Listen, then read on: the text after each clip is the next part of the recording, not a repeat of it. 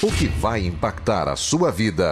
Agora, no Café com Política. No Café com Política de hoje, a gente tem o prazer de receber a pré-candidata à presidência da República pelo partido Rede Sustentabilidade, Marina Silva, que é ex-senadora, ex-ministra do Meio Ambiente. Hoje nos dá o prazer da presença dela.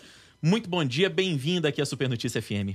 Bom dia, Rodrigo. Bom dia, Delma. Bom dia, Ricardo, e a todos os ouvintes que nos acompanham nesse momento. Ouvintes e seguidores também, Marina, que estão nos acompanhando pela nossa live em todas as redes sociais do Super Notícia, também do portal O Tempo. Você pode nos acompanhar também em vídeo, além do seu rádio convencional e do aplicativo para celulares.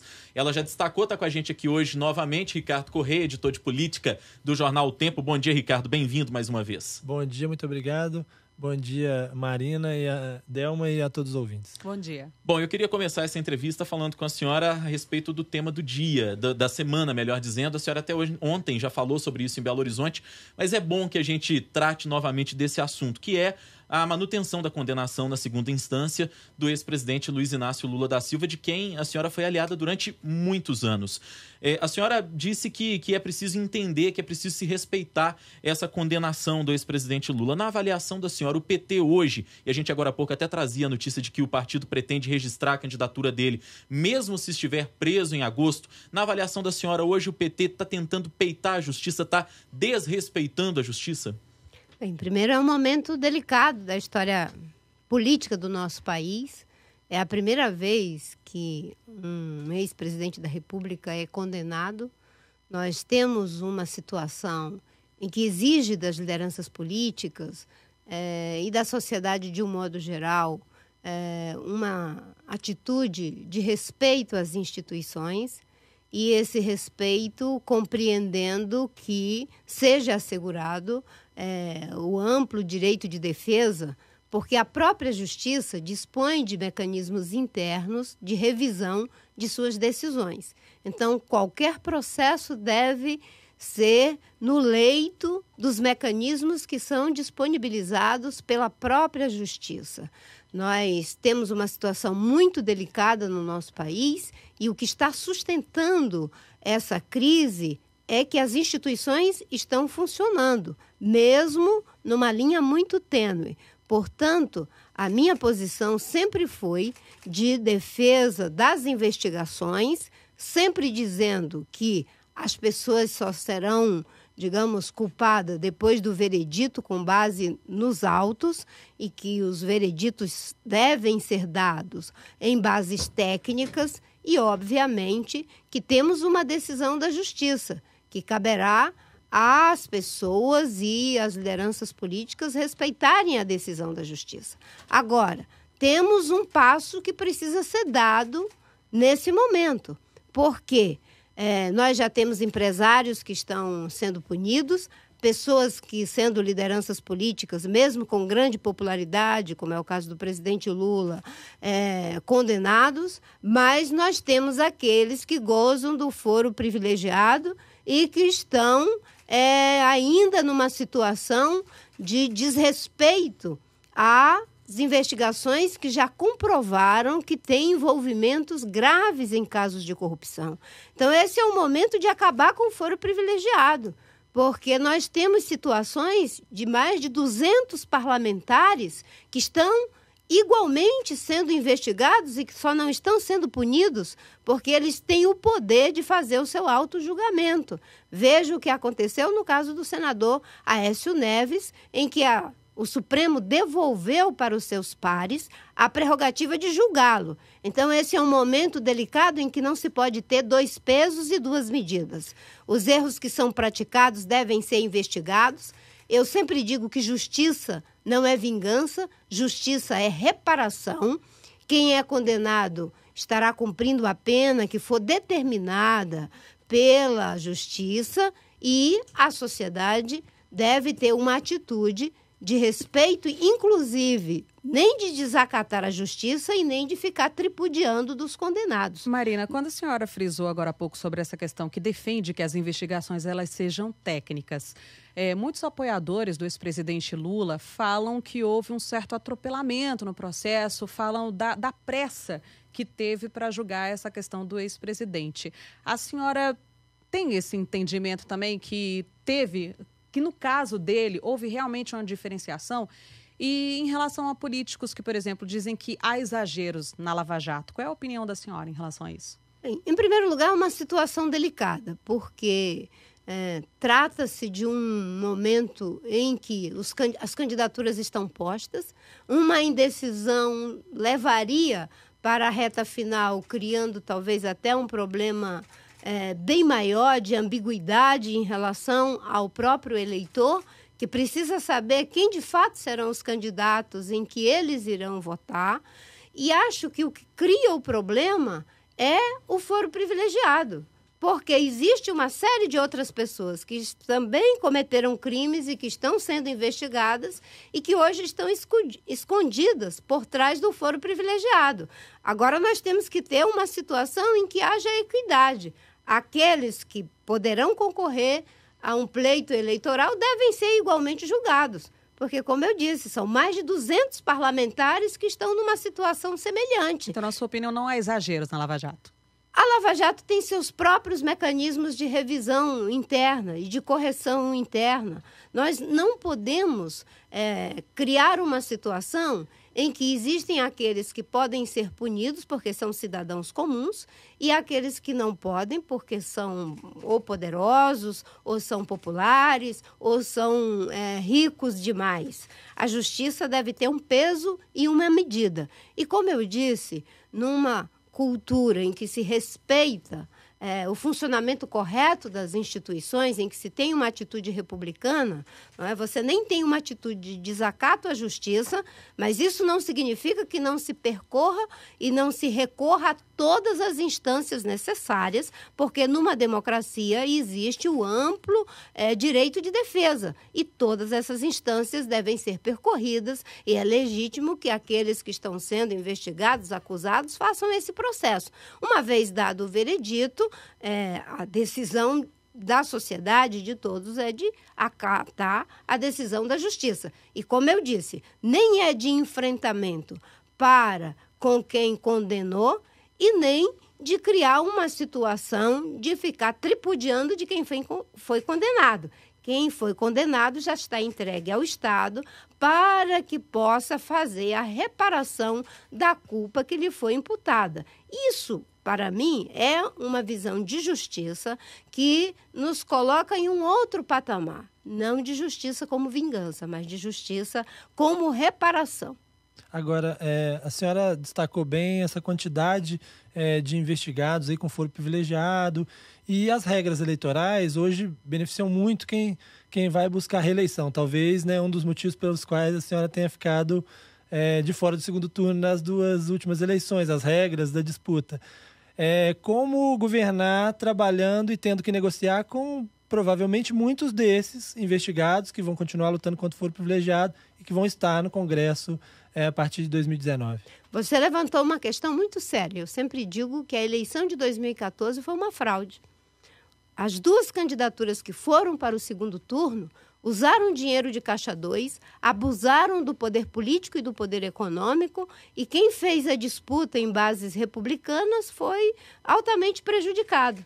E ainda temos um outro prejuízo. A reforma política que foi feita, ela criou uma situação de desigualdade entre as candidaturas que é inaceitável, porque a base de cálculo foi feita em cima dos parlamentares que foram eleitos em 2014. Uma boa parte desses parlamentares foram eleitos com dinheiro do abuso do poder econômico, mas eles estão servindo como base de cálculo para a distribuição do fundo partidário. Então, existirão partidos que terão uma soma faraônica semelhante ao que foi desviado do dinheiro da corrupção, só que agora de forma institucionalizada, vinda do orçamento público e com base em pessoas que foram eleitas de forma ilegítima, com dinheiro de Caixa 2. Então, além de concorrer com estes, que deveriam estar sendo julgados se não fosse o autoindulto privilegiado, se não fosse o foro privilegiado de que tem direito, que eu sou terminantemente contra, né? O cidadão comum não tem nenhum tipo de privilégio. Por que que aqueles que representam a sociedade, que têm maior responsabilidade, devem ficar protegidos, inclusive em relação a crimes que são praticados, não em relação à atividade política propriamente dita? Tem uma boa parte dessas pessoas que comete crimes ambientais, infrações ambientais gravíssimas e estão protegidos pelo foro privilegiado. Eu estou dizendo que tem muita gente que não está nem disputando uma eleição, está disputando um habeas corpus. Tanto é que é uma verdadeira corrida para ter um mandato parlamentar, pessoas que são senadores, que vão sair para deputado federal, que vão sair para deputado estadual, só para ter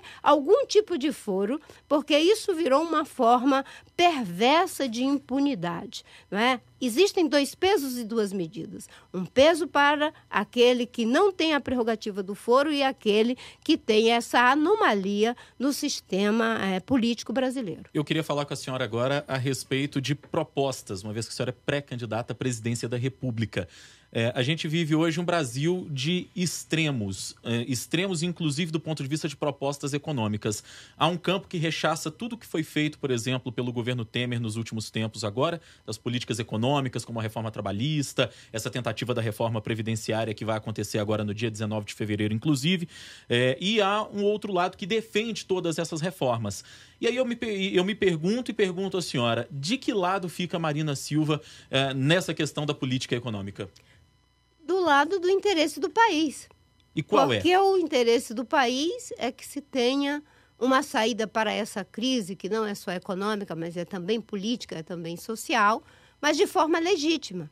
O presidente Temer não tem legitimidade, não tem credibilidade. Inclusive, ele guarda no seio do seu governo, com foro privilegiado, mais de 6 pessoas que deveriam estar sendo igualmente julgadas e punidas e que só não estão em função da prerrogativa de foro. Tem gente que não pode nem ser demitido, porque se for demitido, terá que se ver com a justiça.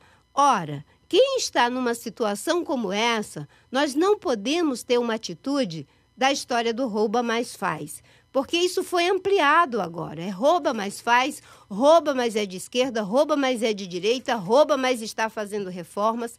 Não se tem que ter uma atitude de forma ilegítima, manejar questões que são tão delicadas. Nem a Dilma nem o Temer, no seu programa de governo em 2014, disseram que iam fazer reformas.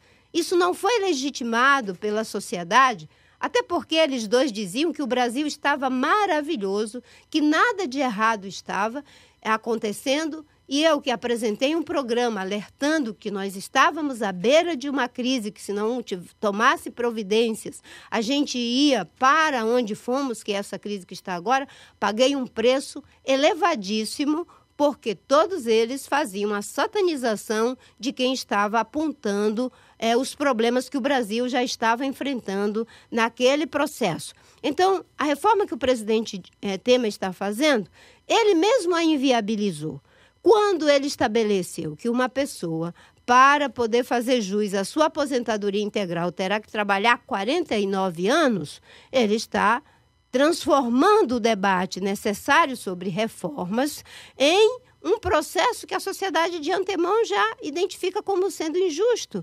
Quando o presidente Temer faz uma discussão em que boa parte dos problemas que a sociedade vem sentindo fica apenas para o lado do mais fraco, e os privilégios não estão sendo enfrentados, ele já cria uma dificuldade para o debate sobre a reforma da Previdência. E no caso da reforma trabalhista, você teve situações que são inaceitáveis. Por exemplo, quando o governo apresentou uma proposta Eu, inclusive, encontrei na entrada aqui 2 mulheres grávidas, lindíssimas, não é? De que uma mulher pode trabalhar em situação de risco desde que tenha um laudo técnico de um médico. Se esse médico é da empresa, que isenção tem esse médico para dar esse laudo? Ele, inclusive, pode ser pressionado pela própria empresa a dar um laudo em que a mãe estará em risco e a criança estará também em risco. A questão do trabalho intermitente, uma série de questões que são injustas. Há necessidade de reformas, mas as reformas precisam ser feitas de forma a que a sociedade participe do debate. Não é apenas para atender o lado do empregador, é também para atender o lado dos trabalhadores, para fazer um debate em que se acabe, sim, com os privilégios e não se tenha uma atitude de aqueles grupos que têm poder de pressão, esses ficam de fora. Aqueles grupos que são mais vulneráveis, esses pagarão o alto preço. Marina, ainda falando sobre essa questão de reformas, a gente acompanhou aí a mini reforma política que foi feita no Congresso e o impacto que ela pode ter no próximo pleito eleitoral, sobretudo para os partidos que vão ser atingidos pela cláusula de barreira. E o seu partido, a Rede, ele vem em construção aí de 2010 para cá. A senhora se preocupa com isso, por exemplo, com o seu partido nas próximas eleições, em relação ao que a cláusula de barreira pode fazer no pleito? E falando ainda, a senhora falava agora há pouco sobre a questão que a eleição de 2014 foi uma fraude. A senhora teme pela lisura da próxima eleição aqui no Brasil? Em relação à reforma política, é um contrassenso essa reforma, porque no momento em que a maior parte das lideranças políticas sofrem grande descrédito por parte da população, os partidos políticos são vistos pela população muito mais como organizações para prejudicar os seus interesses do que para defendê-los. Não tem credibilidade diante da opinião pública. O que foi feito na reforma política? Mais poderes para os caciques, mais poder para os partidos, e eles ainda foram transformados praticamente em autarquias. Porque agora, com o fundo eleitoral bilionário, esses partidos sobreviverão os processos políticos, independente de convencimento de quem quer ou não contribuir com eles. Compulsoriamente, eles já têm os recursos. E foi feita uma reforma política para que somente os grandes partidos, e nisso eles estão muito bem aliançados, PT, PMDB, PSDB e DEM, para que somente eles consigam ganhar uma eleição. A maior parte do fundo partidário ficará com eles. O tempo de televisão ficará com eles. Por exemplo, no meu caso, terei apenas 12 segundos. Em 2014, pelo menos tinha 2 minutos e 20 segundos contra os 12 minutos da presidente Dilma. Agora serão 10 segundos. Se fizer uma comparação entre os partidos que são partidos pequenos, no caso da Rede, nós estamos desde 2013, o nosso processo de fundação, nós temos apenas 2 anos de registro. Então, estamos no processo inicial da nossa construção. E essa reforma política foi feita de uma forma em que se diz somente os partidos da polarização, os partidos tradicionais, da velha política tradicionais de esquerda ou de direita, é que poderão governar o Brasil. Mas, graças a Deus, que os 200 milhões de brasileiros são maiores do que os 10 segundos de televisão que eles querem dar para aqueles que estão também concorrendo, ainda que com base social relevante. Em 2010... eu participei, em 2014 igualmente, já existia uma situação, digamos, de muita desigualdade, e agora é uma luta de Davi contra Golias, sendo que Davi não pode ter nenhuma funda, certo? Então, é algo muito injusto o que foi feito, e foi feito exatamente para perpetuar essa forma de governo em que o interesse maior é do projeto de eleição e não do projeto de nação. O interesse maior é do projeto de poder e não do projeto de país. O que nós temos é que quebrar essa lógica. Eu sempre digo, né? No Brasil, historicamente, as estruturas ganham a eleição e depois faz alguma concessão para o cidadão. Chegou a vez da postura ganhar uma eleição, da sociedade ganhar uma eleição, e aí, quem sabe até fazer alguma mediação com as estruturas. É preciso quebrar essa lógica perversa de que você ganha com base no dinheiro, com base na mentira que é dita pelo marqueteiro. O cidadão brasileiro, e eu acho que aprendeu e aprendeu muito, né, vai ter que olhar não só para o discurso, mas para a trajetória de vida, para o programa. E nós temos que fazer algo que, no meu entendimento, é fundamental. Né? Eu vejo as pessoas se unindo para combater umas às outras. Será que não é o momento da gente se unir para fortalecer o Brasil? O Brasil está numa crise grave de segurança pública, estamos à beira do caos. O que está acontecendo no Rio de Janeiro está bem próximo de acontecer em vários estados. Por quê? O governo federal nunca quis nacionalizar o debate da segurança pública, sempre jogou só para os governos estaduais e hoje nós estamos à beira do caos. Nós temos um sistema de saúde que não funciona, as pessoas estão morrendo, apesar de pagar impostos, e não são poucos os impostos que são cobrados, os serviços são precários. Experimenta marcar uma consulta, fazer um exame, uma pessoa que está com câncer, que precisa de um atendimento médico, porque ele está correndo quanto tempo? Ele leva 2, 3 meses, 4, 5, 6 meses para poder ter alguma resposta. Então, a sociedade brasileira precisa se unir em torno daquilo que recupera a nossa economia, para que se volte a gerar emprego, para que as pessoas possam ter, não é, meios dignos de sobrevivência e, ao mesmo tempo, a prestação de serviços. Não se está exigindo muito. As pessoas querem saúde, as pessoas querem educação, as pessoas querem transporte, segurança pública. É isso que os brasileiros desejam de um governante. E isso é possível com gestão que seja eficiente, com uma visão de país e, sobretudo, com uma atitude de respeito aos cidadãos que pagam corretamente seus impostos. Agora, Marina, houve um debate que foi colocado pelo ministro Gilmar Mendes e também no governo sobre a hipótese de um semipresidencialismo, né? Dando um pouquinho mais de poder para o Congresso e tal. Como é que você vê essa possibilidade, essa discussão? Em primeiro lugar, eu acho que a gente deve reconhecer o fato de que o presidencialismo de coalizão, como eu disse o Sérgio Abranches, que tipificou dessa forma, ele acabou. Hoje ele é um presidencialismo de degradação ética, política, enfim, não existe governabilidade.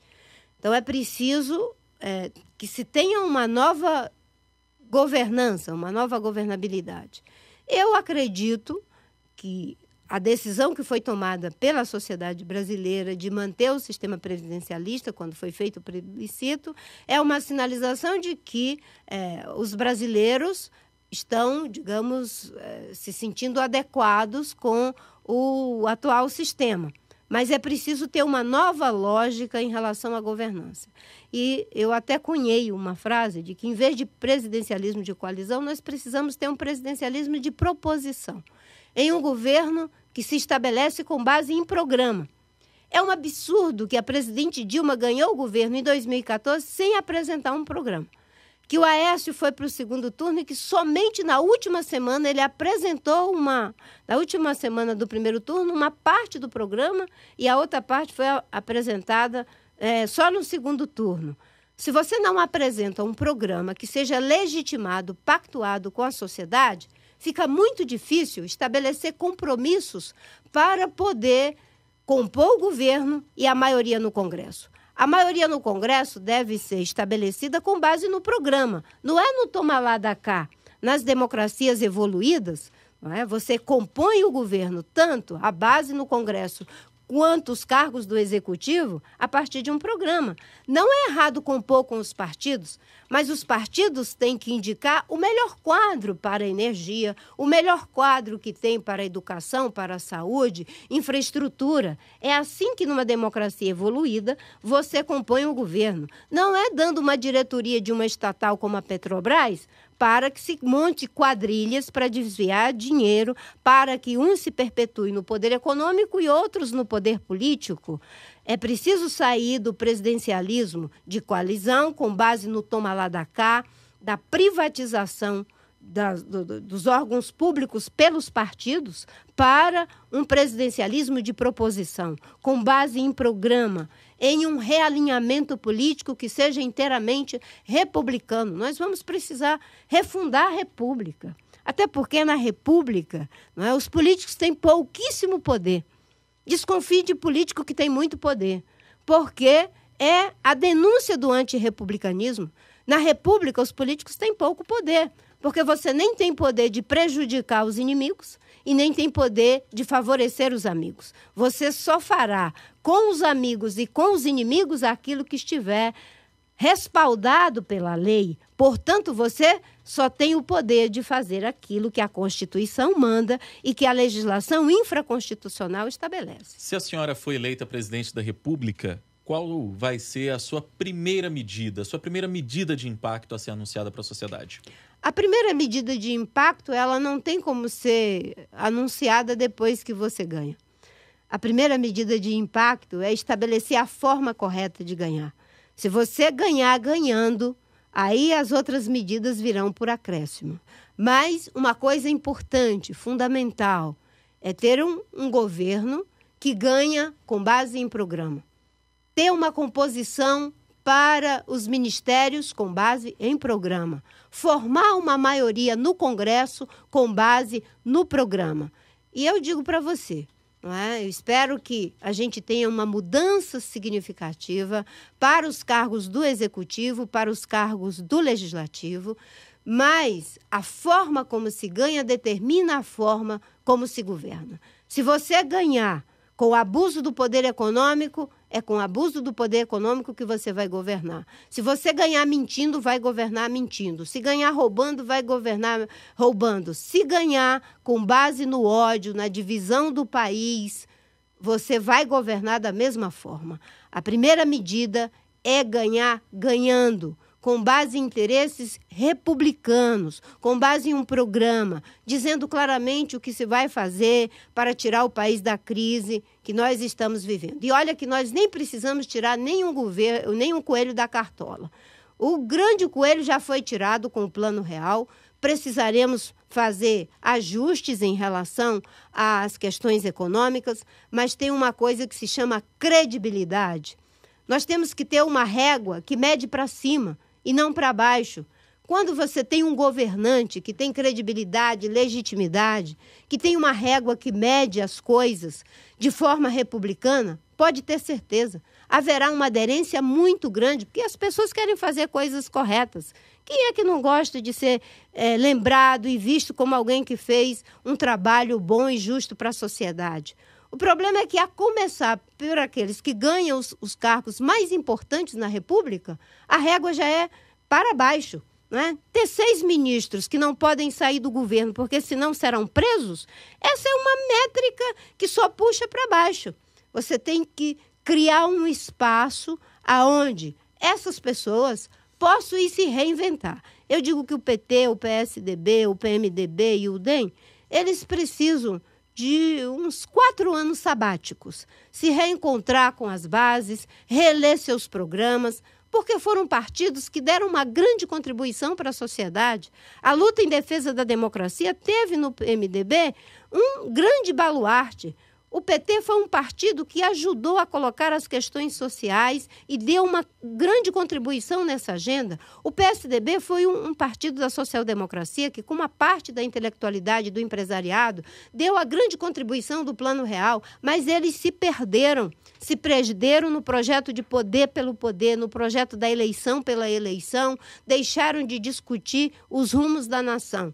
E agora a sociedade brasileira deve fazer um grande favor para eles, dar um sabático de 4 anos para que o país possa, em novas bases, dar um passo à frente. O Brasil é um país que tem um grande potencial, tanto no que concerne à economia que aí está, mas nas novas possibilidades. Nós somos o país que poderá, no século XXI, fazer o que os Estados Unidos fez no século XX. Ser um país jovem que é capaz de fazer uma mudança de tal envergadura em que essa ideia de uma economia de baixo carbono, de buscar novas fontes de geração de energia, de ter uma agricultura que seja sustentável, já que somos uma potência agrícola, de criar um novo ciclo de prosperidade, integrando economia e ecologia, esse é o papel do Brasil, mas para isso precisa ter visão estratégica, precisa ter um forte compromisso de acabar com as injustiças sociais,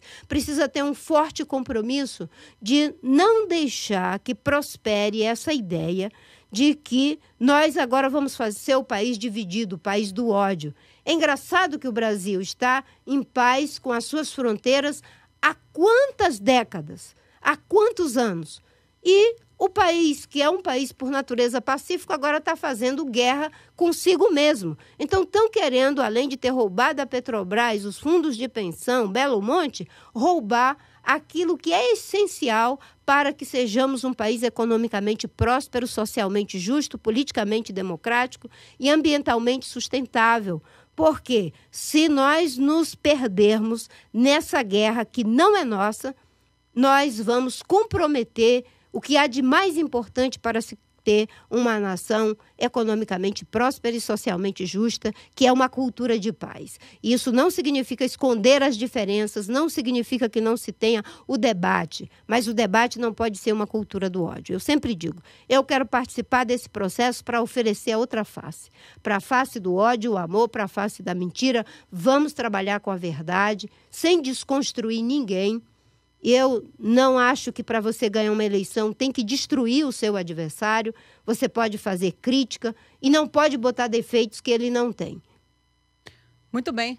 Recebemos hoje aqui a pré-candidata à presidência da República pela Rede Sustentabilidade, Marina Silva. Muito obrigada pela sua participação, por a senhora ter atendido ao nosso convite aqui, Marina. Eu é que agradeço a vocês e aos ouvintes e vamos participar do processo aprendendo que sábios são os que aprendem com os erros dos outros.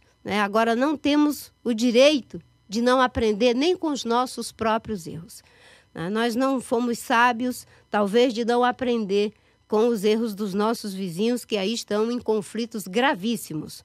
Não temos o direito de não aprender agora nem com os nossos próprios erros. E quem pode fazer a grande mudança é a sociedade brasileira. Foi a sociedade brasileira que deu as melhores contribuições para esse país. Foi a sociedade brasileira que ajudou a criar o SUS, a todo o processo de discussão na área de meio ambiente. É a sociedade brasileira que faz o debate sobre educação. Foi a sociedade brasileira que, com Betinho e Dom Mauro Morelli, deu a ideia do combate à fome e à miséria, que surgiu o Bolsa Família. A sociedade é a única que pode ajudar a fazer uma mudança. Chegou a hora de derrotar as estruturas e fazer ganhar a postura. Ok, obrigada. Agradecemos também a participação do editor de política do Jornal Tempo, Ricardo Correia. Obrigada, Ricardo, mais uma vez aqui com a gente. Eu que agradeço.